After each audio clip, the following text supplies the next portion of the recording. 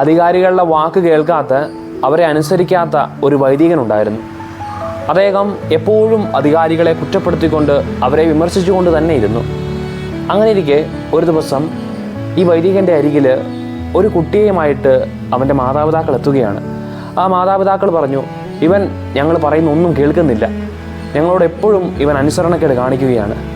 ആ വൈദികൻ ആ കുട്ടീനെ വളരെ നല്ല രീതിയിൽ ഉപദേശിച്ചു. അനുസരണത്തെക്കുറിച്ചും അതിൻ്റെ മഹത്വത്തെക്കുറിച്ചുമൊക്കെ വളരെ വ്യക്തമായി പറഞ്ഞു നൽകി. അങ്ങനെ അതൊക്കെ കേട്ട് ആ കുട്ടിയും മാതാപിതാക്കളും പുറത്തേക്ക് ഇറങ്ങി.